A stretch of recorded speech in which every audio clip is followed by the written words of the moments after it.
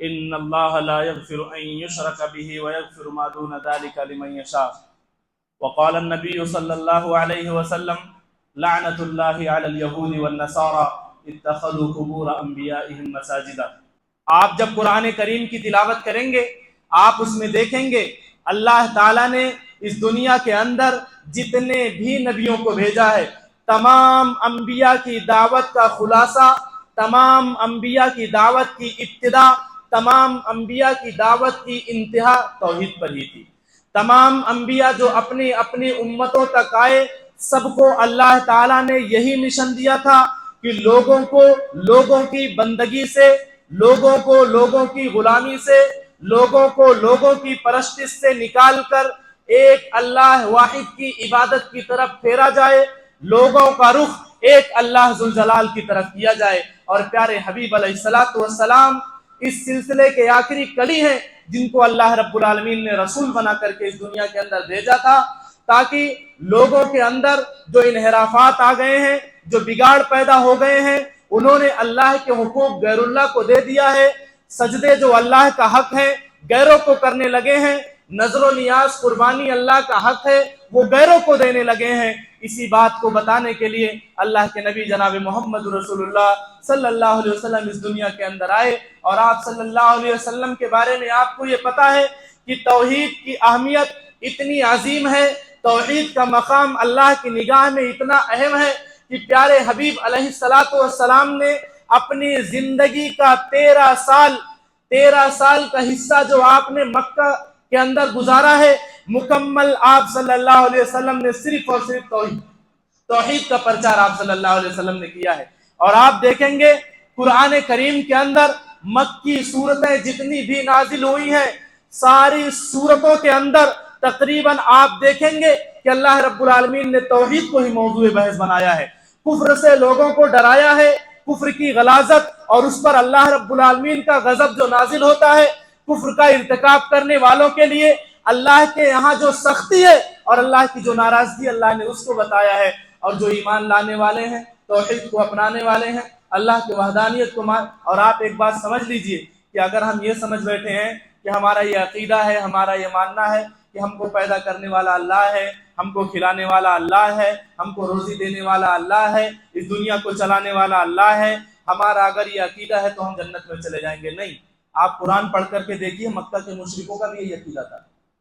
مکہ کے مشرکوں کا بھی یہی عقیدہ تھا۔ اللہ تعالیٰ نے اپنے پیغمبر کو مخاطب کرتے ہوئے کہا کہ آپ ان سے پوچھئے آسمان کو کس نے پیدا کیا، زمین کو کس نے پیدا کیا، مختلف چیزوں کو اللہ نے اس میں ذکر کیا ہے، اور آخر میں اللہ نے خود جواب دیا ہے کہ یہ کہیں گے اللہ نے پیدا کیا ہے۔ اختلاف کس بات کا تھا؟ اگر وہ یہ بات مانتے تھے تو اللہ کے نبی کس دعوت کو لے کر کے آئے تھے؟ وہ اس چیز کو مانتے تھے، توحید ربوبیت کا اقرار کرتے تھے کہ ہمارا رب، ہمارا پالنے والا، ہم کو رزق دینے والا، ہم کو کھلانے والا، ہم کو جلانے والا، ہم کو مارنے والا اللہ کی ذات ہے، لیکن وہ اللہ کے حقوق میں خیانت کیا کرتے تھے۔ اللہ نے بندگی کے سارے امور اپنی ذات کے لیے خاص کر رکھے ہیں، وہ اللہ کے علاوہ اللہ کے نیک بندوں کو بھی اس کا مستحق سمجھتے تھے اور کہتے تھے کہ یہ ہمارے لیے وسیلہ ہے۔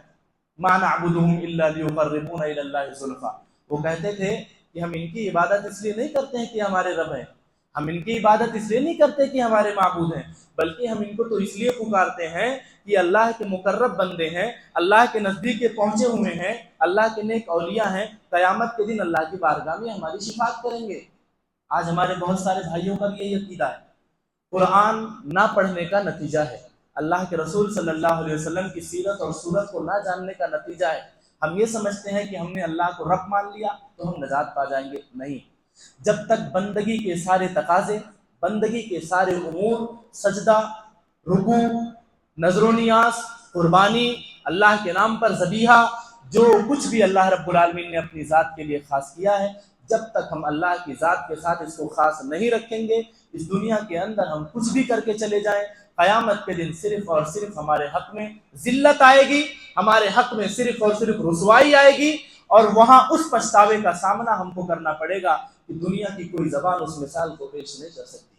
دنیا کی کوئی زبان اس مثال کو پیش نہیں کر سکتی ہے۔ آج ہم بہت سارے نیک کام کو اس لیے چھوڑ دیتے ہیں توحید کو بیان کرنا، اللہ کی عظمت کے گن گانا، اللہ کی کبریائی کو بیان کرنا، اللہ کی بزرگی کو بیان کرنا، جو لوگ شرک اور کفر کا ارتکاب کرتے ہیں ان کے خلاف قرآن کی گواہی کو پیش کرنا، لوگوں کو اللہ کی توحید کی طرف دعوت دینا۔ ہم یہ سمجھتے ہیں کہ اگر ہم نے ایسا کیا تو ہمارے بہت سارے اعزاء و اقارب ہیں، ہمارے بہت سارے رشتہ دار ہیں، ہمارے بہت سارے دوست و احباب ہیں، وہ ناراض ہو جائیں گے۔ میرے بھائیوں، توحید تو یہ ہے کہ خدا حشر میں کہہ دے، توحید تو یہ ہے کہ خدا حشر میں کہہ دے بندہ تو دو عالم سے خفا میرے لیے ہے۔ اللہ کے پیغمبر علیہ السلام نے جب تک توحید کا پرچار نہیں کیا تھا، مکہ کے مشرک آپ کو امین اور صادق کہا کرتے تھے۔ توحید کے پرچار کو لے کر کے جب تک آپ نے عالم بغاوت کو بلند نہیں کیا تھا، مکہ کے مشرک آپ سے محبت کیا کرتے تھے، آپ کو مکہ کا سب سے زیادہ امانت دار، سب سے زیادہ اچھا اور سب سے زیادہ سچ بولنے والا مانا کرتے تھے۔ لیکن جو ہی آپ صلی اللہ علیہ وسلم نے لوگوں کو مخاطب کرتے ہوئے کہا، اے فلاں بن فلاں، اللہ کی توحید کی طرف آ جاؤ، میں رسالت لے کر کے آیا ہوں، میں ڈرانے والا ہوں، اللہ کے عذاب میں ڈالے جاؤ گے، جہنم کا عذاب تمہارا انکار کر رہا ہے، اللہ کی توحید کو مان لو۔ جب تک آپ نے اس دعوت کا آغاز نہیں کیا تھا، لوگ آپ سے محبت بھی کرتے تھے، آپ کا احترام بھی کرتے تھے، آپ کی عزت بھی کرتے تھے، آپ کو صادق اور امین بھی مانا کرتے تھے۔ لیکن جیسے ہی آپ صلی اللہ علیہ وسلم نے اس کا پرچار کیا، آپ صلی اللہ علیہ وسلم کا جو چچا تھا مردود، اس نے ہی سب سے پہلے بد دعا دیا، تب لک سائر الیوم یا محمد، تیرے لیے پورے دن پر بربادی ہو اے محمد صلی اللہ علیہ وسلم۔ آپ کا چچا، آپ کا رشتہ دار ابو لہب، وہ ابو لہب آپ صلی اللہ علیہ وسلم کا رشتہ دار ہے، آپ صلی اللہ علیہ وسلم کا رشتہ دار ہے، جس نے آپ صلی اللہ علیہ وسلم کی ولادت پر، آپ کی پیدائش پر ایک لونڈی کو آزاد کر دیا تھا، اتنا خوش ہوا تھا۔ لیکن جیسے ہی آپ نے اللہ کی وحدانیت کو دعوت دی، وہی آپ صلی اللہ علیہ وسلم کو بد دعائیں دینے لگا۔ تو میرے بھائی، توحید کی دعوت کو لے کر کے جب آپ اٹھیں گے، اللہ کی پکار، اللہ کی آواز، اللہ کی دعوت کو لے کر کے جب آپ اٹھیں گے، انبیاء کے مشن پر جب آپ چلیں گے، تو لوگ آپ کے دشمن بنیں گے، لوگ آپ کے خلاف باتیں کریں گے، لوگ آپ سے نفرت کریں گے۔ لیکن یہ نفرت اللہ کے نگاہ میں آپ کو محبوب بنا دے گی، یہ نفرت آپ کے مقام اور مرتبے کو اونچا کر دے گی، یہ نفرت قیامت کے دن آپ کے لیے نجات کا سبب بن جائے گی۔ اس لیے میرے بھائی اور دوستو، اس دنیا کے اندر ہم آئے ہیں، اللہ کی وحدانیت کے لیے آئے ہیں، اللہ کو ایک ماننے کے لیے آئے ہیں، اللہ کے لیے ہم عبادت کرنے کے لیے آئے ہیں، بندگی کرنے کے لیے آئے ہیں۔ اور یہ اتنا بڑا جرم ہے، جیسا کہ میں نے قرآن کریم کی آیت پڑھی، اللہ نے بیان فرمایا، ان اللہ لا یغفر ان یشرک بہ ویغفر ما دون ذلک لمن یشاء۔ کفر کرنا، شرک کرنا، اللہ کے حقوق میں خیانت کرنا اتنا کبیح اور اتنا گھنونا جرم ہے، اتنا گھٹیا جرم ہے کہ اللہ نے خود فرمایا ہے کہ اللہ رب العالمین اگر چاہے گا تو کفر کے علاوہ سارے خطاؤں کو معاف کر دے گا۔ اللہ رب العالمین جس کو بخشنا چاہے گا، کفر اور شرک کے علاوہ ساری خطاؤں کو اللہ رب العالمین معاف کر دے گا۔ لیکن میرے بھائی اور دوستو، آپ اس بات کو جان لیجئے، کفر کی حالت میں، شرک کی حالت میں اس دنیا سے جو آدمی جائے گا اس کا ٹھکانہ ہمیشہ کے لیے جہنم ہی بنے گا۔ کیونکہ آپ کو یہ پتا ہونا چاہیے، توحید کو اپنانے کا حکم اگر اللہ رب العالمین نے دیا ہے، اللہ کی وحدانیت کو ماننے کا حکم اگر دیا ہے، ہمارا بندگی کا یہ فریضہ ہے کہ اللہ کی توحید کا ہم اقرار کرتے ہیں، اور اس توحید کی حفاظت ہم کو تب تک کرنی ہے جب تک ہمارے جسم کے اندر جان ہے، جب تک ملک الموت آ کر کے ہمارے روح کو ہمارے جسم سے نہ نکال لے جائے۔ یہ توحید ہمیں فائدہ اس وقت تک نہیں پہنچائے گی جب تک ہمارا خاتمہ توحید پر نہیں ہوگا۔ اللہ کے حبیب علیہ السلام نے بیان فرمایا، من کان آخر کلامہ لا الہ الا اللہ دخل الجنہ۔ یہ حدیث ہم کو یہ پیغام دیتی ہے کہ توحید کا صرف اقرار کر لینا، توحید کو صرف اپنا لینا ضروری نہیں ہے، بلکہ تمہاری موت توحید پر ہونی چاہیے۔ تم کو توحید والا اس وقت تک بن کر کے رہنا ہے جب تک تمہارے جسم سے فرشتہ آ کر کے روح نہ نکال لے۔ یہی آپ نے بیان فرمایا ہے کہ جس شخص کا آخری کلام لا الہ الا اللہ ہوگا، وہ اس دنیا سے اس حال میں جائے گا، وہ اس بات کی گواہی دیتے جائے گا کہ عبادت کا مستحق کوئی نہیں ہے سوائے اللہ رب العالمین کے۔ اگر اس حال پر، اس عقیدے پر، اس ایمان پر، اس نظریے پر، اس سوچ پر جس شخص کی موت ہوتی ہے، اللہ کے حبیب علیہ السلام بیان فرماتے ہیں ایسا شخص جنت کے اندر داخل ہوگا۔ ایسے شخص کو اللہ رب العالمین جنت کے محلات میں داخل کرے گا۔ جنت ایسے لوگوں کا انتظار کر رہی ہے میرے بھائی اور دوستو۔ اس لیے آپ جان لیجئے توحید بہت بڑی نعمت ہے، توحید بہت بڑی نعمت ہے۔ جیسا کہ آپ نے شیخ کی تقریر میں سنا، انہوں نے حضرت خبیب رضی اللہ عنہ کا واقعہ بتایا، حضرت حنظلہ رضی اللہ عنہ کا واقعہ بتایا، حضرت بلال کے رضی اللہ عنہ کے متعلق کچھ بات۔ ان لوگوں نے اپنی جانوں کے نذرانے ہنستے کھیلتے کیوں قربان کر دیے؟ اللہ کے پیغمبر کی محبت میں اتنے دیوانے کیوں ہو گئے تھے کہ جسم کا ایک ایک حصہ کاٹا جا رہا ہے، ہاتھ کی بوٹیاں بنائی جا رہی ہے، پیروں کی بوٹیاں بنائی جا رہی ہے، ایک صحابی کو ایک صحابی کے سامنے کھولتے ہوئے پانی میں ابالا جا رہا ہے، دوسرا دیکھ رہا ہے میرا نمبر آنے والا ہے، پتا ہے حضرت خبیب دیکھ رہے ہیں مکہ کے سارے مشرک میرے پیچھے پڑے ہوئے ہیں، مجھے باندھا ہوا ہے، میرے جسم کو، میرے ہاتھ کو کاٹ رہے ہیں، میرے پیر کو کاٹ رہے ہیں، میری آنکھوں کو پھوڑ رہے ہیں، میرے جسم کے ایک ایک بوٹیوں کو نوچ رہے ہیں۔ آخر کیوں انہوں نے اپنے جان کا نذرانہ ہنستے کھیلتے پیش کر دیا؟ اللہ کے پیغمبر کی محبت میں اتنے دیوانے کیوں ہو گئے تھے؟ کیونکہ توحید کو انہوں نے ویسے سمجھ لیا تھا، اللہ کی عظمت کو انہوں نے ویسا جان لیا تھا جیسا اللہ کا حق ہے۔ اور بندے گمراہیت میں، ضلالت کی تاریکیوں میں اسی لیے ڈوبے ہوئے ہیں کیونکہ انہوں نے اپنے رب کو پہچانا ہی نہیں ہے۔ اللہ کا جیسا حق ہے کہ اس کے بندے اس کو پہچان لے، اور جو بندہ اللہ کو پہچان لے گا، اللہ کی عظمت کو جان لے گا، اپنے رب کی حقیقی معرفت سے اپنے دل کو منور کر لے گا، اس کے لیے جان کی کوئی اہمیت نہ ہوگی، اولاد کی کوئی اہمیت نہ ہوگی، مال کی کوئی اہمیت نہ ہوگی، عزت و آبرو کی کوئی اہمیت نہ ہوگی۔ جب بات اللہ کے دین کی آ جائے گی، حضرت بلال کو کون نہیں جانتا؟ حضرت بلال رضی اللہ تعالیٰ عنہ کے متعلق کہا کہ بلال مجھے نماز کے ذریعہ، اقامت کے ذریعہ، اذان کے ذریعہ مجھے آسانی پہنچاؤ، ٹھنڈک پہنچاؤ، سکون پہنچاؤ۔ یہی بلال ہیں جب امیہ بن خلف جیسے ملعون اور مردود کے آپ غلام تھے، آپ اللہ کے رسول کی دعوت پر اسلام قبول کر لیتے ہیں۔ مکہ کے تپتے ہوئے ریت میں سیدنا بلال رضی اللہ تعالیٰ عنہ کو لٹا کر کے یہ مردود مارا کرتا تھا، پیٹا کرتا تھا، آپ کے سینے مبارک پر بھاری بھر کا پتھر رکھ دیا کرتا تھا، آپ پر مختلف قسم کی اذیتیں دیتا تھا، آپ کو تکلیف دیتا تھا۔ مقصد کیا تھا؟ کہ اللہ کی وحدانیت کو چھوڑ دو، محمد رسول اللہ سے محبت کرنا چھوڑ دو، اللہ کے رسول کی رسالت کا انکار کر دو۔ لیکن قربان جاؤ اس غلام پر، قربان جاؤ سیدنا بلال پر، قربان جاؤ ہمارے سروں کے تاج پر، قربان جاؤ سیدنا بلال پر۔ لیکن ایسی حالت میں بھی انہوں نے اپنے رب کو فراموش نہ کیا اور احد احد کا نعرہ لگاتے رہے، اللہ کی وحدانیت کو پکارتے رہے۔ اور اللہ تعالیٰ نے جو اپنے مومنین بندوں سے وعدہ کیا ہے کہ اللہ ان کو سرفروئی عطا کرے گا، جب میدان بدر پیش آتا ہے، جنگ بدر کا معاملہ جب پیش آتا ہے، وہی بلال جس کو یہ مردود امیہ بن خلف اپنے جوتوں سے روکتا تھا، کوڑوں سے مارتا تھا، مکہ کی ریت پر ان کو گھسیٹتا تھا، ان کے سینے پر پتھر رکھ دیا کرتا تھا، اللہ نے دنوں کو جب پلٹا، اسی امیہ بن خلف کی موت سیدنا بلال کے تلوار سے ہوتی ہے، سیدنا بلال کے ہاتھوں سے ہوتی ہے۔ اللہ تعالیٰ نے وہاں پھر توحید کو غالب کیا، ظالموں کو اللہ رب العالمین نے زیر کیا، کفر کو اللہ رب العالمین نے ذلت اور شکست دی، اور یہی ہمیشہ سے ہوتا آیا ہے۔ اور مسلمانوں، اگر توحید کو تم نے اپنا لیا، توحید کو ویسے ہی مان لیا جیسا اللہ رب العالمین کا حق ہے، تو اللہ رب العالمین کبھی بھی مسلمانوں کو رسوا نہ کرے گا۔ میں آپ کو بتاتا ہوں، اللہ کے نبی جناب محمد رسول اللہ اپنے چھوٹے چھوٹے صحابہ کو توحید کی تعلیم اس قدر دیا کرتے تھے، آپ صلی اللہ علیہ وسلم نے بیان فرمایا، یا غلام انی اعلمک کلمات احفظ اللہ یحفظک، احفظ اللہ تجدہ تجاہک، اذا سألت فاسأل اللہ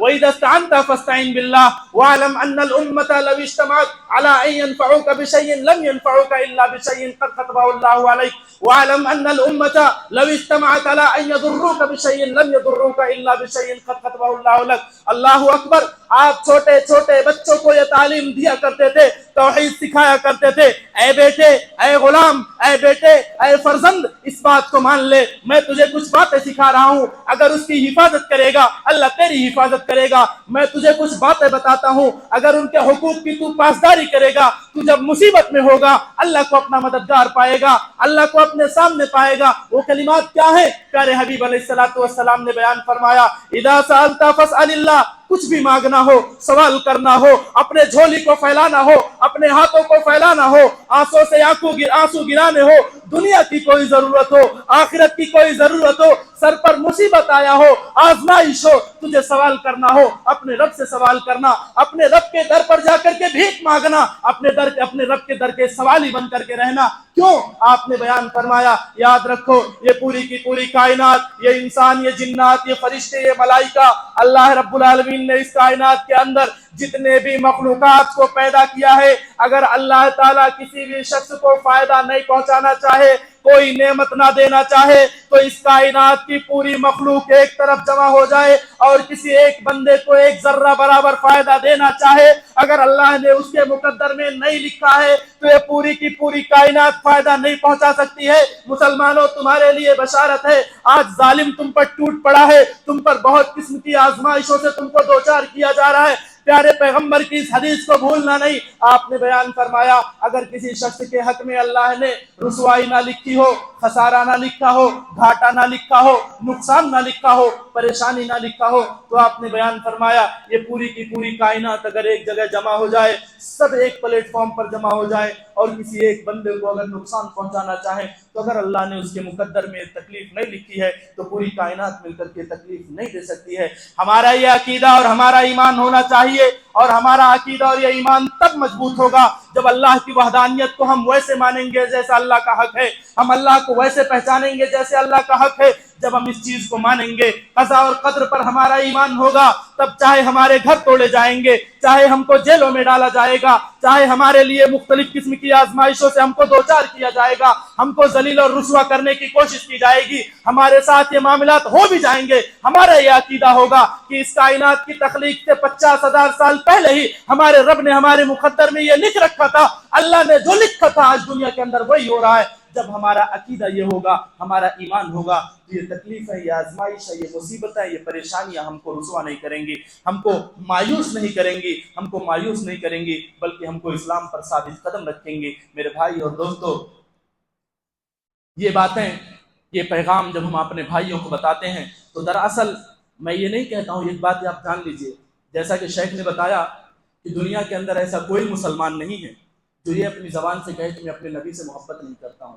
شراب پیتا ہو، چوری کرتا ہو، جوا کھیلتا ہو، سود کھاتا ہو، نماز نہ پڑھتا ہو، وہ کچھ بھی کرتا ہو، لیکن جب بات آئے گی محبت رسول کی تو یہ کہتا ہے کہ میں اپنے نبی سے محبت کرتا ہوں، وہ کہتا ہے میں اپنے نبی سے محبت کرتا ہوں۔ بالکل ایسے ہی معاملہ توحید کا ہے، ایسے ہی معاملہ توحید کا ہے۔ ہمارے بہت سارے بھائی ایسے ہیں، کوئی مسلمان اس دنیا کا ایسا نہیں ہے جو یہ چاہتا ہے کہ میں جہنم میں چلے جاؤں، کوئی اس دنیا کا ایسا مسلمان نہیں ہے جو یہ چاہتا ہے کہ مجھے جنت سے محروم کر دیا جائے، دنیا کا کوئی مسلمان ایسا نہیں چاہے جو یہ چاہتا ہے کہ مجھ سے اللہ جنت کی خوشبو بھی چھین لے، کوئی مسلمان ایسا نہیں ہے جو یہ چاہتا ہے کہ قبر کے عذاب سے اس کو دوچار کیا جائے، کوئی مسلمان ایسا نہیں ہے۔ معاملہ ایسا یہ ہے کہ عقلوں پر پردے پڑ جاتے ہیں، قرآن سے دوری کی وجہ سے، سنت رسول سے دوری کی وجہ سے۔ دنیا کے اندر ہمارے بہت سارے بھائی اور مسلمان ایسے ہیں جو قبروں پر سجدے کرتے ہیں، نظر و نیاز کرتے ہیں، غیر اللہ کے نام پر قربانیاں کرتے ہیں، اللہ کے حقوق میں خیانت کرتے ہیں، لیکن وہ اس لیے کرتے ہیں، ان کو یہ نہیں سمجھتا کہ یہ شرک ہے، ان کو یہ نہیں سمجھتا کہ یہ کفر ہے۔ اگر وہ اس سنگینی کو جان لیں گے تو مجھے 100% یقین ہے، اپنی زندگی سے زیادہ مجھے اس بات پر یقین ہے کہ جو شخص یہ جان لے گا کہ یہ کفر ہے، جو شخص یہ جان لے گا کہ یہ شرک ہے، جو شخص یہ جان لے گا کہ اللہ کے غضب کو دعوت دینا ہے، جو شخص یہ جان لے گا میں ایسا کرتا ہوں تو میں اللہ کا دشمن بن رہا ہوں، وہ شخص ایک لمحہ ضائع کیے بنا توبہ کر لے گا۔ میرے بھائیوں، میں آپ کو ایک پیغام دینا چاہتا ہوں، آپ کو اگر ایسا لگتا ہے کہ آپ اگر یہ سوچ کر کے نہیں کرتے ہیں کہ ہم ان کو اللہ تو نہیں مانتے، ہم ان کو یہ تو نہیں مانتے، تو یہ شرک کیسا ہو سکتا ہے؟ ایک حدیث میں آپ کو بتاتا ہوں، ایک صحابی اللہ کے رسول صلی اللہ علیہ وسلم کے پاس تھے، کوئی معاملہ ہوا، اس پر اس صحابی نے کہا کہ ماشاء اللہ و ما شئت۔ ہم کہتے ہیں نا کسی بات کی خوشی میں ماشاء اللہ کہتے ہیں نا، صحابی نے بھی کہا کہ ماشاء اللہ و ما شئت، جو اللہ چاہے اور جو آپ چاہیں۔ بظاہر اس جملے میں کوئی خرابی ہے؟ صحابی رسول ہیں، معمولی انسان نہیں ہے۔ آپ نے سنا ایک ایک سنت کی خاطر اپنی گردن کٹوانا تو چھوٹی بات ہے، زندہ رہتے ہوئے اپنے جسم کی بوٹی کروانے کو تیار ہے۔ صحابی رسول نے کہا جو اللہ چاہے جو آپ چاہیں۔ اللہ کے پیغمبر کو خدا نہیں بنایا تھا، رب نہیں بنایا تھا، توحید الوہیت کا درجہ نہیں دیا تھا، سجدہ نہیں کیا تھا، آپ کے نام پر قربانی نہیں کی تھی، آپ کو اللہ نہیں کہا تھا۔ صرف اتنا کہا تھا جو آپ چاہیں جو اللہ چاہے. پیارے پیغمبر کا چہرے انور سرخ ہو جاتا ہے, آپ ناراض ہو جاتے ہیں, آپ کہتے ہیں اجعلتنی للہ ندا, کیا تو نے مجھے اللہ کا شریک بنا لیا, کیا تو نے مجھے اللہ کا شریک بنا لیا, اجعلتنی للہ ندا. اتنے سے جملے پر پیارے پیغمبر ناراض ہو جاتے ہیں, کہتے ہیں کیا تو نے مجھے اللہ کا شریک بنا لیا. قل ما شاء اللہ وحدہ فقط, آپ نے اتنے سختی سے کہا کہ کہو صرف اور صرف جو اللہ چاہے, صرف اور صرف جو کون چاہے, اللہ چاہے. صحابی نے صرف کیا کہا تھا, جو اللہ چاہے جو آپ چاہیں. ہم چلتے پھرتے کہتے ہیں, ہم چلتے پھر اللہ کا کرم ہے آپ کا احسان ہے, نہیں کہنا چاہیے, نہیں کہنا چاہیے. اللہ کا کرم ہے اور آپ کا احسان ہے. اس میں آپ کو کہنا ہے کہ اللہ رب العالمین کا فضل ہے, احسان ہے, اس کے بعد آپ کہہ سکتے ہیں یا پھر کہہ سکتے ہیں, اس طرح کے جملے آپ کہہ سکتے ہیں. لیکن ملا کر کے اللہ کے ساتھ کسی بھی شخص کو کسی بھی چیز میں کہنا درست نہیں ہے. اپنی زبانوں پر ہم کو اس لیے لگام لانی چاہیے, اور توحید کی چھوٹی چھوٹی باتیں ہم کو سیکھنے کی ضرورت ہے. وقت بہت تیزی سے جا رہا ہے, میں آپ کو اور کچھ باتیں بتاتے چلتا ہوں. دراصل یہ باتیں میں نے اس لیے کی ہے, سوشل میڈیا پر بہت سارے ویڈیوز ہیں, آپ دیکھ رہے ہوں گے. داتا صاحب کی گھوڑی کے نام پر کوئی مسلمانوں کو گمراہ کر رہا ہے. داتا صاحب کی گھوڑی وہی اندھیری رات, اس طرف کی باتیں. مطلب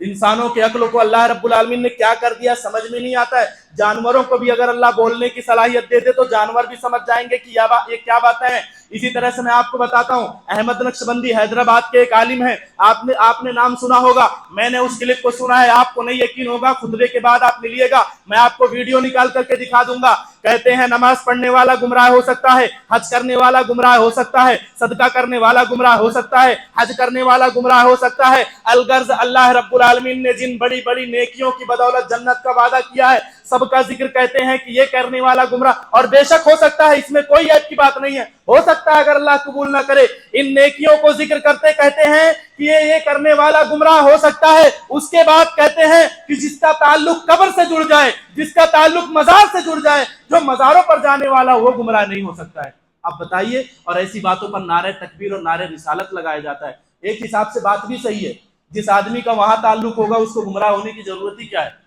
ایک حساب سے صحیح بھی ہے بات کہ اس کو مزید گمراہ ہونے کی ضرورت ہی کیا ہے. میرے بھائیوں, مسلمانوں, ہم یہ نہیں کہتے ہیں کہ کسی سے نفرت کرو, نفرت کا پیغام لے کر ہم آپ کے بیچ نہیں آتے ہیں, لیکن ان جملوں کو تو سنو. اللہ نے نماز پڑھنے والے کے لیے جنت کا وعدہ کیا ہے, روزہ رکھنے والے کے لیے جنت کا وعدہ کیا ہے, حج کرنے والے کے لیے جنت کا وعدہ کیا ہے, ان نیکیوں کا ارتکاب کرنے والوں کے لیے اللہ نے جنت کا وعدہ کیا ہے. اور کوئی شخص کہہ رہا ہے جو نماز پڑھے وہ گمراہ ہو جائے گا, جو قبر پر سجدہ کرنے والا وہ گمراہ نہیں ہو سکتا ہے. میرے بھائیوں, شیخ عبد القادر جیلانی رحمۃ اللہ علیہ, اللہ رب العالمین کے بھیجے ہوئے ایک انتہائی عظیم عالم, اللہ رب العالمین کے ایک انتہائی بزرگ عالم دین, بلکہ بہت عظیم شخصیت, شیخ عبد القادر جیلانی رحمہ اللہ کے نام سے کتنے قصے اور کہانیاں موجود ہیں. ہمارے پڑوسی ملک کے کتنے ایسے نوٹنکی باز علماء ہیں. کوكب نورانی کو آپ سب جانتے ہوں گے. کئی واقعات میں سرسری طور پر ایسے فٹافٹ آپ کو گنا کر کے, چونکہ مجھے جلدی وقت ختم کرنا ہے, افطاری کی بھی آپ لوگوں کو تیاری کرنی ہے. واقعہ بیان کرتا ہے کہ ایک عورت اپنے بچے کا ایڈمیشن ان کے اسکول میں کراتی ہے, کچھ دنوں کے بعد آتی ہے تو دیکھتی ہے کہ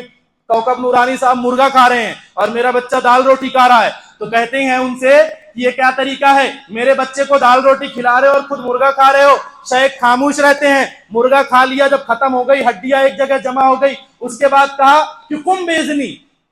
عبد القادر جیلانی, مرغا کھڑا ہو جاتا ہے. یہ کفر نہیں ہے, یہ شرک نہیں ہے. اور اس پر یہ مزید ظلم کرتے ہوئے کہتے ہیں کہ حضرت عیسیٰ نے تو اللہ کے نام سے کہا تھا کہ قم باذن اللہ, میں کہہ رہا ہوں قم باذن عبد القادر جیلانی. اگر یہ کفر نہیں ہے تو ابو جہل کو اللہ جہنم میں کیوں ڈالے گا؟ اگر یہ کفر نہیں ہے تو ابو طالب کو اللہ جہنم میں کیوں ڈالے گا؟ اگر یہ کفر نہیں ہے تو ابو لہب جہنم میں کیوں جائے گا؟ اگر یہ کفر نہیں ہے تو فرعون جہنم میں کیوں جائے گا؟ اس سے بڑا کفر اور ظلم اس دنیا کے اندر موجود ہے. آپ نے یہ بھی سنا ہوگا کہ عبد القادر جیلانی کا کوئی مرید تھا, دھوبی تھا, قبر میں ڈال دیا گیا. اور گجب کی بات تو ایسی ہوتی ہے نا کہ واقعہ ایسے بتاتے ہیں, ایسا لگتا ہے کہ جب یہ معاملہ چل رہا تھا تو بیٹھ کر کے وہاں دیکھ رہے تھے کہ فرشتہ کیا کہہ رہا ہے اور جواب کیا دے رہا ہے. ریکارڈنگ باقاعدہ چل رہی تھی, ایک ایک لفظ اتنا سٹیک اور اتنا اعتماد سے کہ بس کرو, وہاں بیٹھ کر وہ دیکھ ہی رہے تھے. ورنہ قبر کا معاملہ باہر آ کے بتایا تم کو کس نے بتایا تم کو؟ شیطانوں کے بارے میں بھی یہ نہیں ہے. شیطان کا تو کم از کم یہ ہے کہ وہ آسمان میں جا کر کے باتیں سنتا ہے اور آ کر کے اپنے راہبوں اور اپنے پرستی. قبر میں تو شیطان کا بھی معاملہ شاید ایسا نہیں ہے کہ شیطان میں قبر جاتا ہے اور واقعہ سن کے آتا ہے. ایسا شیطان کا بھی معاملہ ایسا نہیں ہے کہ وہ تو بتایا کس نے تم کو؟ منکر نکیر سوال کر رہے ہیں من رب کا، کہا عبد القادر جیلانی کا دھوبی ہوں، وما دین کا عبد القادر کا دھوبی ہوں، ومن نبی کا عبد القادر کا دھوبی ہوں۔ اللہ نے کہا بخش دو، عبد القادر جیلانی نے ان کو پکڑ لیا، میرے مرید سے سوال کر استغفر اللہ العظیم استغفر اللہ العظیم۔ یہ گستاخی نہیں ہے شیخ عبد القادر جیلانی کی؟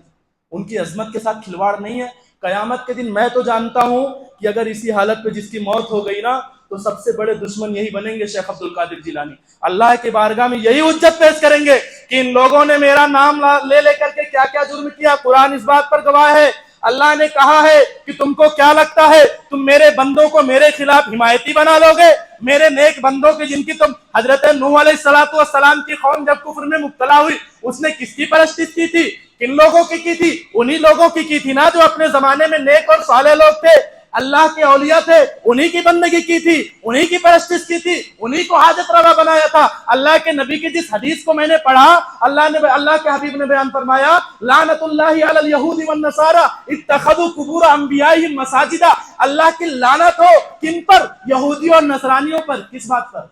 بتائیں؟ انبیاء کی قبروں کو مساجد بنایا تھا سجدہ گاہ۔ کس کی؟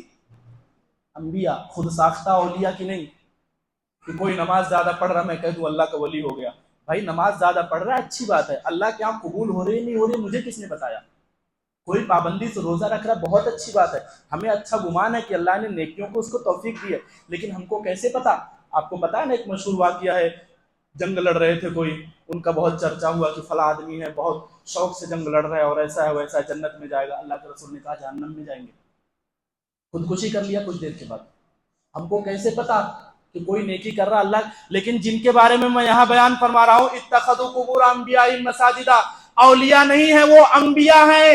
اللہ کے بھیجے ہوئے پیغمبر اور رسول ہیں۔ ان کی قبروں کو سجدہ گاہ بنانے پر اللہ کے نبی لعنت بھیج رہے ہیں۔ وہ بھی کب بھیج رہے ہیں؟ اپنے زندگی کے آخری لمحات میں بھیج رہے ہیں۔ آپ پریشان ہیں، آپ بے چین ہیں، آپ کی وفات کا وقت قریب ہے، ایسے وقت میں اللہ کے پیغمبر ان پر لعنت بھیج رہے ہیں۔ سوچو توحید کی اہمیت اللہ رب العالمین کے حبیب علیہ السلام کے نگاہ میں کس قدر تھی۔ میرے بھائیوں یاد رکھو توحید کی حفاظت کرو، ورنہ اگر ہماری موت اس حالت میں ہو جاتی ہے تو ہم کو بہت دردناک عذاب سے مبتلا کیا جائے گا۔ اور میں ایک بات اور بتاؤں گا، اس کے بعد ایک حدیث پڑھوں گا اور اپنی گفتگو ختم کر دوں گا، مجھے 5 منٹ اور لگیں گے شاید انشاءاللہ۔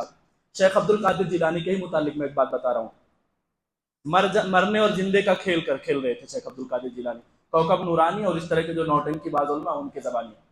شیخ عبد القادر جیلانی کی مجلس لگی ہوئی ہے، آپ کے طلبہ بیٹھے ہوئے ہیں، آپ نے کہا مر جاؤ، سب مر جاتے ہیں، آپ نے کہا جی جاؤ، سب موجود ہے۔ کسی کو میری بات پر اگر یقین نہیں ہوگا میں دکھا دوں گا، آپ مجھ سے پوچھئے گا ابھی جب تقریر ختم ہو جائے گی۔ کہا مر جاؤ، سب مر جا رہے ہیں، کہا زندہ ہو جاؤ، سب زندہ ہو جا رہے ہیں، تماشا چل رہا ہے، سب زندہ ہو۔ ایک عورت تھی، اس کا بچہ مر گیا،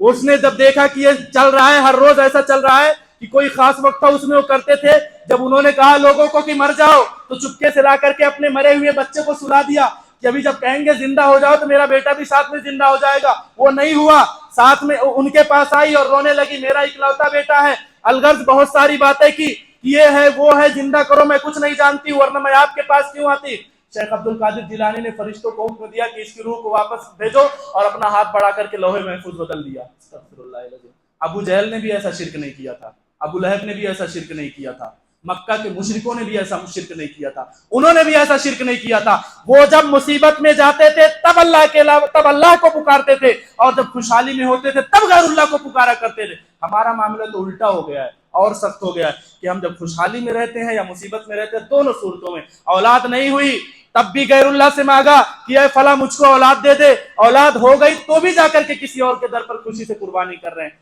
میرے بھائی اور دوستو ان اعمال سے توبہ کر لو، ورنہ اگر اسی حالت میں ہم کو موت ہو گئی تو دنیا کے اندر ہم چاہے کچھ بھی کر کے چلے جائیں، جہنم کے علاوہ ہمارا کوئی ٹھکانہ نہیں ہوگا۔ حضرت انس بن مالک رضی اللہ عنہ کی ایک حدیث ہے، بس وہی میں پڑھ کر کے اپنی گفتگو ختم کر دوں گا۔ اللہ رب العالمین بیان فرماتا ہے، حدیث قدسی ہے کہ اللہ تعالیٰ بیان فرماتا ہے یا ابن آدم إنك ما دعوتني ورضوتني غفرت لك على ما كان فيك ولا أبالي يا ابن آدم لو بلغت ذنوبك عنان السماء ثم استغفرتني غفرت لك ولا أبالي يا ابن آدم لو أتيتني بقراب الأرض خطايا ثم لقيتني لا تشرك بي شيئا لأتيتك بقرابها مغفرة. میرے بھائیو 15 منٹ. اللہ رب العالمین نے اپنے بندوں کو یہ پیغام دیا ہے. حدیث قدسی ہے, آپ سمجھتے ہیں. اللہ کے رسول صلی اللہ علیہ وسلم نے اللہ سے روایت کیا کہ اللہ تعالیٰ بیان فرماتا ہے, اور یہ قرآن کا حصہ نہیں ہے. اللہ کا فرمان ہے لیکن یہ قرآن کا حصہ نہیں ہے, حدیث قدسی ہے. آپ بیان فرماتے ہیں کہ اللہ تعالیٰ بیان فرماتا ہے, اے آدم کے بیٹے, اے آدم کی اولاد, اے آدم کے بیٹے, اگر تو مجھ سے اپنی امید وابستہ رکھے گا, مجھ سے لو لگائے گا, مجھ سے معافی مانگے گا, اپنے گناہوں کو لے کر کے میرے در پر آئے گا, مجھ سے معافی مانگے گا, میں تیری ساری خطاؤں کو معاف کر دوں گا, تیری ساری غلطیوں کو بخش دوں گا. مجھے کوئی حرج نہیں ہے, کوئی ملال نہیں ہے, کوئی پرواہ نہیں ہے, کسی بات کی فکر نہیں ہے. اے آدم کے بیٹے, اگر تو نے اتنا گناہ کر لیا ہے کہ زمین کی پستی سے لے کر کے آسمان کی بلندیوں کو تیرے گناہ چھو رہے ہو, آسمان اور زمین کے درمیان یہ جو خالی جگہ ہے, اے آدم کے بیٹے, اگر تو نے گناہ کر کر کے تو نے ان سب کو بھر دیا ہے, اے آدم کے بیٹے, تو مجھ سے معافی مانگے گا, مجھ سے امیدیں لگائے گا, مجھ پر بھروسہ کرے گا, میں تیری ساری خطاؤں کو معاف کر دوں گا اور مجھے کوئی پرواہ نہیں ہے. اے آدم کے بیٹے, تو میرے پاس اگر اس حالت میں آئے گا, میرے پاس اگر تو اس کنڈیشن میں آئے گا, تو نے شرک نہ کیا ہوگا, میرے حقوق میں خیانت نہ کی ہوگی, میرے علاوہ کسی اور کے لیے سجدہ اور رکوع نہ کیا ہوگا, میرے علاوہ کسی اور کے نام پر قربانی نہ کی ہوگی, میرے اور علاوہ کسی اور کے نام پر تو نے نظر و نیاز نہ کیا ہوگا. اے آدم کے بیٹے, اگر تو اس حال میں آئے گا اور اس پوزیشن, اس کنڈیشن میں آئے گا کہ جس زمین پر میں نے تجھے پیدا کیا تھا تو اس کے برابر گناہ لے کر کے آئے گا, اے آدم کے بیٹے, میں جس زمین کو پر تجھے پیدا کیا تھا اس کے برابر تو گناہ لے کر کے آئے گا, اس سے زیادہ میں معافی کے پروانے لے کر کے آؤں گا, ساری تیری غلطیاں معاف کر دوں گا, بس ایک شرط کے ساتھ آنا, توحید میں خلل نہیں آنی چاہیے, توحید میں خلل نہیں آنی چاہیے. جیسا کہ میں نے کہا, توحید کو اپنانا ضروری ہے تو توحید کی حفاظت مرتے دم تک کرنا ضروری ہے, ورنہ اگر ہم نے توحید کو اپنا بھی لیا اور مرنے سے پہلے اگر ہم نے توحید کو چھوڑ دیا, ہمارے سارے عمل برباد ہو جائیں گے, ہماری ساری نیکیاں برباد ہو جائیں گی. اللہ کے نبی کو مخاطب کرتے ہوئے یہ بات اللہ نے کہا کہ اگر آپ نے شرک کر دیا تو اللہ تعالیٰ آپ کے سارے عمل ضائع کر دے گا. سبحان اللہ. اللہ کے پیغمبر, آمینہ کے لال, تاجدار مدینہ جناب محمد الرسول اللہ جیسی عظیم شخصیت, آپ سے پہلے اللہ تعالیٰ نے اس روئے زمین پر کسی بھی شخص کو آپ جیسا نہیں بھیجا. آپ کے بعد آج تک 1500 سال گزر چکے ہیں, میرے نبی جیسا اس روئے زمین پر کوئی پیدا نہیں ہوا. قیامت کی صبح تک میرے نبی جیسا اس روئے زمین پر کوئی پیدا نہیں ہوگا, اور میں یہ بات دعوے سے کہہ سکتا ہوں کہ آپ صلی اللہ علیہ وسلم جیسا کوئی پیدا ہو بھی نہیں سکتا ہے, کوئی آپ صلی اللہ علیہ وسلم جیسا پیدا ہو. اتنی عظیم شخصیت, اتنا اونچا مقام, اتنا رتبہ, اتنا بلند مقام, اس کے بعد بھی اللہ بیان فرما رہا ہے, اے حبیب, اے محبوب, اگر آپ نے بھی یہ جرم کر لیا, حالانکہ پیارے نبی علیہ الصلوۃ والسلام سے ممکن نہیں ہے, لیکن اللہ تعالیٰ اپنے نبی کو مخاطب کر کے آپ کی امت کو یہ پیغام دے رہا ہے, آپ کی امت کو یہ پیغام دے رہا ہے کہ تم کتنے بھی نیک و صالح اور پرہیزگار رہو گے, اگر تم نے کفر کر لیا, اگر تم نے شرک کر لیا, اگر اللہ نے جن عبادات کو, جن معاملات کو اپنے لیے خاص کر رکھا ہے اس میں تم نے میرے محبوب کو ہی وہ حصہ کیوں نہ دے دیا, اللہ غارت کر دے گا تمہارے اعمال کو, اللہ ذلیل کر دے گا اس دنیا کے اندر, اللہ رب العالمین رسوا کر دے گا اس دنیا کے اندر, اور نقصان کے علاوہ, خسارے کے علاوہ کوئی چیز ہمارے ہاتھ میں آنے والی نہیں ہے. میرے بھائی اور دوستو, اور اس میں جو آپ اللہ رب العالمین نے بیان فرمایا ہے کہ میں تیری اتنی خطا معاف کر دوں گا, یہ معاف کر دوں گا, اس کا مطلب میں ایک حدیث پہلے اور پڑھوں گا, اس کے بعد میں آپ کو اس کا مفہوم بتاتا ہوں. حضرت ابو ہریرہ رضی اللہ تعالیٰ عنہ اس کے راوی ہیں, کہتے ہیں کہ اللہ تعالیٰ نے بیان فرمایا ہے کہ اذنب عبدی فقال اے ربی اذنبت, فقال اذنب عبدی ذنبا فعلم ان اللہ یغفر الذنوب ویأخذ بالذنوب, ثم عاد فاذنب فقال اے ربی اذنبت, فقال اذنب عبدی وعلم ان ربه یغفر الذنوب ویأخذ بالذنب اعمل ما شئت فقد غفرت لك. اللہ اکبر, اللہ اکبر. اللہ تعالیٰ بیان فرماتا ہے کہ میرا بندہ گناہ کرتا ہے, اس کے بعد کہتا ہے اللہ میں نے گناہ کر دیا. کوئی خطا کرتا ہے, گناہ کبیرہ ہو یا گناہ صغیرہ, غلطی کرتا ہے اس کو اس بات کا احساس ہوتا ہے، کہتا ہے اے میرے رب میں نے غلطی کر دی ہے۔ اللہ تعالیٰ کہتا ہے کہ میرے بندے نے غلطی کی ہے، میرے بندے نے گناہ کیا ہے، اس کے بعد اس کو احساس ہوا کہ کوئی اس کا ایک رب ہے جو اس کی اس غلطی کو معاف بھی کر سکتا ہے، کوئی اس کا ایک رب ہے جو اس کی اس غلطی پر پکڑ بھی سکتا ہے۔ اللہ تعالیٰ بیان کرتا ہے کہ کچھ وقت کے بعد وہ آدمی پھر غلطی کرتا ہے اور پھر کہتا ہے اے اللہ مجھ سے غلطی ہو گیا، مجھ سے جرم ہو گیا، مجھ سے نافرمانی ہو گئی، مجھ سے معصیت ہو گئی، مجھے معاف کر دے۔ اللہ پھر کہتا ہے کہ میرے بندے نے غلطی کیا، جرم کیا، خطا کیا، گناہ کیا، اس کو اس بات کا احساس ہوا کہ میرا ایک رب ہے جو مجھے اس غلطی پر معاف کر سکتا ہے، میرا ایک رب ہے جو مجھے اس غلطی پر پکڑ سکتا ہے۔ اللہ تعالیٰ اپنے بندے سے کہتا ہے کہ اعمل ما شئت فقد غفرت لک، اے میرے بندے جا، جو چاہتا ہے وہ کر، میں نے تیری ساری خطاؤں کو معاف کر دیا ہے۔ اللہ اکبر۔ اللہ رب العالمین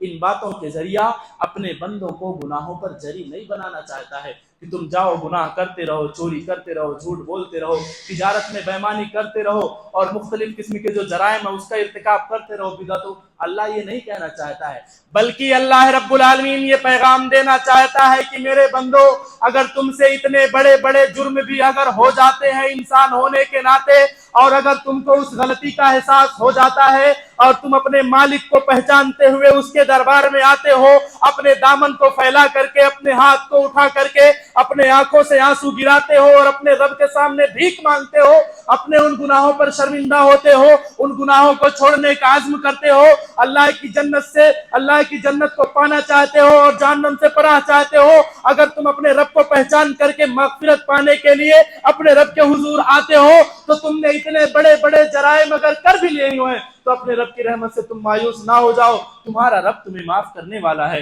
تمہارا رب تمہارے گناہوں کو بخشنے والا ہے، تمہارا رب نہیں چاہتا کہ تم کو جہنم میں ڈال دے، تمہارا رب نہیں چاہتا کہ تم کو عذاب سے دوچار کرے، تمہارا رب نہیں چاہتا کہ قبر کے اندر اور آخرت کے اندر تم کو عذاب سے دوچار کیا جائے۔ اللہ ہرگز ہرگز ہرگز ہرگز ایسا نہیں چاہتا۔ اللہ چاہتا ہے کہ اس کے بندے نیک عمل کر کے اس جنت کو پالے جس کو اس نے اپنے بندوں کے لیے بنایا ہے، اپنے ہاتھوں سے سجایا ہے، جس کی نعمتوں کی تعریف اللہ نے خود کی ہے۔ اللہ چاہتا ہے کہ اس کے بندے گناہوں سے اپنے آپ کو بچا کر کے، گناہ ہو جائے تو اس گناہوں سے معافی مانگ کے اللہ کے جنت کا مستحق اپنے آپ کو بتا لے۔ اللہ یہ بیان کرنا چاہتا ہے کہ تمہارا رب غفور ہے، تمہارا رب رحیم ہے، تمہارا رب معاف کرنے والا ہے۔ اور یہی بات اللہ نے قرآن کریم کے اندر بھی اپنے بندے کو، اپنے نبی کو مخاطب کرتے ہوئے کہا کہ میرے بندوں سے کہہ دو کہ ان کا رب بہت غفور ہے، بہت معافنے والا ہے، اور یہ بھی میرے بندوں سے کہہ دو کہ اس کے رب کا عذاب بہت سخت ہے، اس کے رب کی پکڑ بہت دردناک ہے۔ میرے بھائیوں، اگر ہمارا رب ہماری ماؤں سے زیادہ ہم سے محبت کرتا ہے، اگر ہمارا رب چاہتا ہے کہ ہم کو جہنم میں نہ داخل کرے، اگر ہمارا رب چاہتا ہے کہ اس کے بندے بڑے بڑے گناہ کر لیں، میں آپ کو ایک سب سے اہم بات ابھی ذہن میں آ گئی، دو بات بلکہ۔ ابلیس کو جانتے ہو؟ پہچان کسی کی نہیں ہے، جانتے سب ہیں۔ ابلیس شیطان مردود لعین، اللہ کا نافرمان، دنیا کا سب سے بدترین ظالم،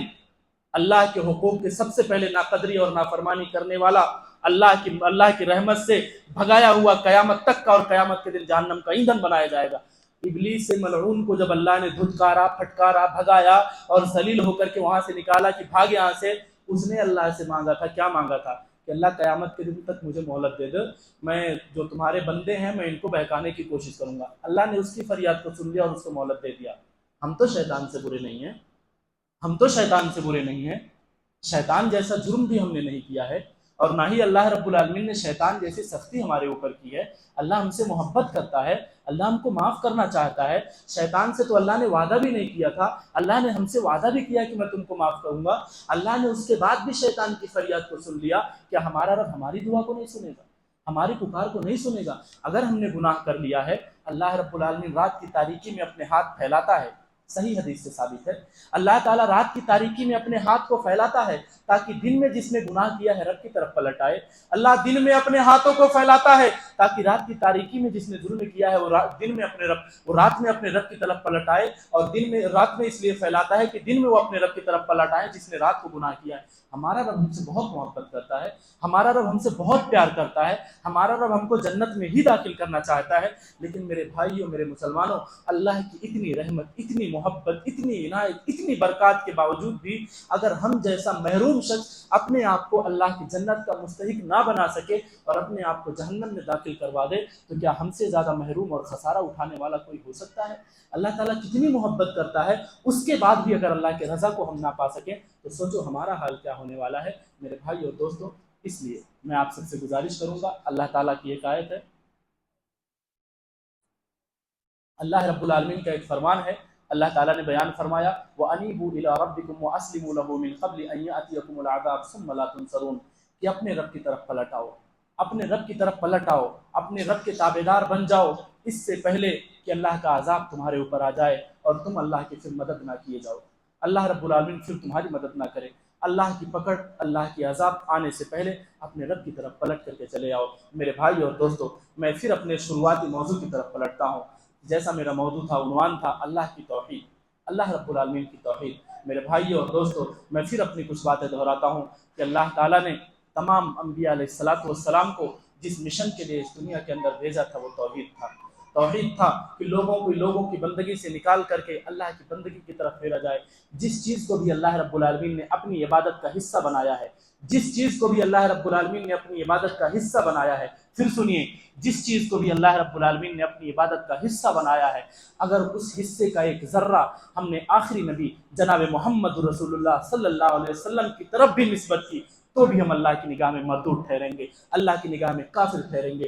اللہ کی نگاہ میں مشرک ٹھہریں گے۔ اور اگر اس حالت پر، اس عقیدے پر ہماری موت ہو جائے گی تو جہنم کے علاوہ ہمارا کوئی ٹھکانہ نہیں ہوگا۔ اس لیے میرے بھائی اور دوستو، اللہ کی معرفت اپنے دل کے اندر پیدا کرو، اللہ رب العالمین کو پہچانو، توحید کو جانو۔ توحید کیا ہے؟ تمہارا رب تم سے کیا چاہتا ہے؟ توحید یہ ہے اللہ کو ایک ماننا، ایک جاننا، بندگی کے سارے تقاضے، بندگی کے سارے امور اللہ رب العالمین کے لیے ہی پھیرنا، قربانی کرنا صرف اللہ کے لیے، نظر و نیاز کرنا صرف اللہ رب العالمین کے لیے، سجدے کرنا صرف اللہ کے لیے، رکوع کرنا صرف اللہ کے لیے، اولادیں مانگنا صرف اللہ کے لیے، شکرانے طور پر جانور ذبح کرنا یا کچھ بھی خرچ کرنا صرف اللہ کے لیے۔ اگر یہ ساری چیزیں، ان کا 1% بھی حصہ، بلکہ 1% کا کئی حصہ آپ کر دیجئے، اس کا ایک ذرہ بھی اگر ہم نے غیر اللہ کو دیا تو میرے بھائی اور دوستو، ذلت اور رسوائی کے علاوہ ہمارے ہاتھ میں کچھ نہیں آئے گا۔ میں آپ کو بس یہ بتا کر کے اپنی بات کو ختم کر دوں گا، جیسا کہ میں نے کہا، شیطان مردود کو جب اللہ رب العالمین نے دھتکارا تھا، پھٹکارا تھا، ذلیل کیا تھا،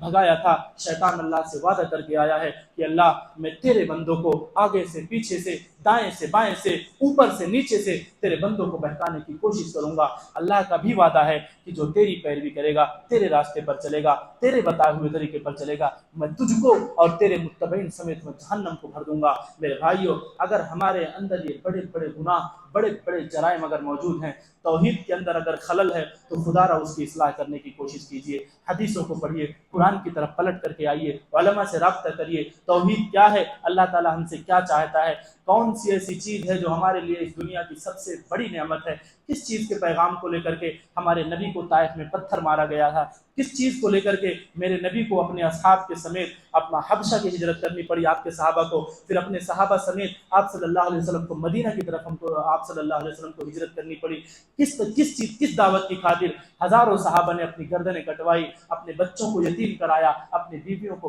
بیوہ کرایا۔ وہ کون سی چیز تھی جس کو لے کر کے حضرت حنظلہ رضی اللہ تعالیٰ عنہ کی، جیسا کہ آپ نے سنا، شادی ہوئی تھی، شادی کی رات پیغام آیا جہاد پر نکلنا ہے، کیوں نکلنا تھا، کون سی دعوت تھی کہ شادی ہوئی تھی، ابھی پہلی رات بھی مکمل نہیں ہوئی تھی، اللہ کے لیے اپنی گردن کو کٹوا دیا حضرت خبیب، اور اس طرح سے تمام صحابہ ہیں۔ آخر کس دعوت کو لے کر کے، اللہ کے کس پیغام کو لے کر کے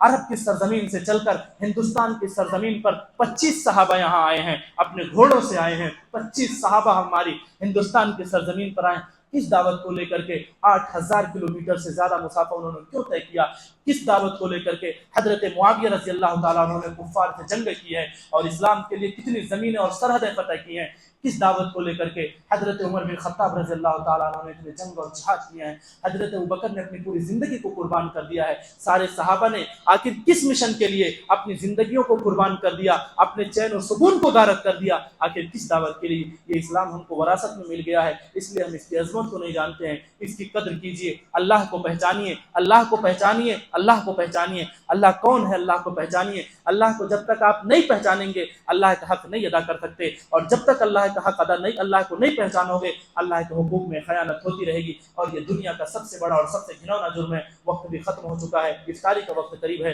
اللہ سے ہم دعا کریں گے الہ العالمین ہم تیرے بندے ہیں، اللہ رب العالمین تیرے نبی پر ہی ایمان لانے والے ہیں، اللہ ہم جانتے ہیں تو رحمان ہے، تو رحیم ہے، تو غفور ہے، تو غفار ہے، تو ستار ہے، اللہ ہمارے گناہوں کو معاف فرما دے۔ الہ العالمین ہم اس بات کو جانتے ہیں کہ شیطان ہمارے رگوں میں خون کی طرح دوڑ رہا ہے، اللہ رب العالمین تو شیطان مردود سے ہماری حفاظت فرما لے۔ الہ العالمین ہمیں ہر اس عمل سے بچا جس پر تو ناراض ہوتا ہے، ہمیں اس عمل سے بتا جس پر تیرا غضب نازل ہوتا ہے، ہمیں ہر اس کام سے بچا جو کرنے والوں کے لیے تو نے اللہ جنگ کا اعلان اور جہنم کا وعدہ کیا ہے۔ اللہ ہم تجھ سے التجا کرتے ہیں، تجھ سے فریاد کرتے ہیں، ہم کو تو توحید کے راستے پر چلا، اللہ ہم تجھ سے دعا کرتے ہیں ہم کو تو اس دین پر چلا جس پر مرنے والوں کے لیے تو نے نجات اور مغفرت کا وعدہ کر رکھا ہے، اللہ تو ہم کو اس دین پر چلا جس پر مرنے والوں کے لیے تو نے انعام کا وعدہ کیا ہے، مغفرت کا وعدہ کیا ہے۔ اے رب العالمین رمضان کا یہ بابرکت مہینہ چل رہا ہے، ہمارے دلوں کے اندر اگر کچی آ گئی ہو، خرابی آ گئی ہو، اللہ تو اس کو دور کر دے، ہمارے دلوں کو تو اسلام کی طرف پھیر دے، ہمارے دلوں کو تو اسلام پر ثابت قدمی عطا فرما۔ الہ ہم تیرے بندے ہیں، ہماری عبادتوں میں ہماری ریاضتوں میں بہت ساری کمیاں اور کوتاہیاں ہیں، اللہ ہم تجھ سے دعا کرتے ہیں ہماری کمیوں کو تو دور کر دے اور ہماری عبادتوں کو قبول فرما لے۔ الہ ہم جو بھی ٹوٹی پھوٹی عبادت کرتے ہیں اللہ اسے ہمارے لیے، ہم سب کے لیے، ہم سب کے ماں باپ کے لیے قیامت کے نجات کا سبب بنا دے، آمین یا رب العالمین۔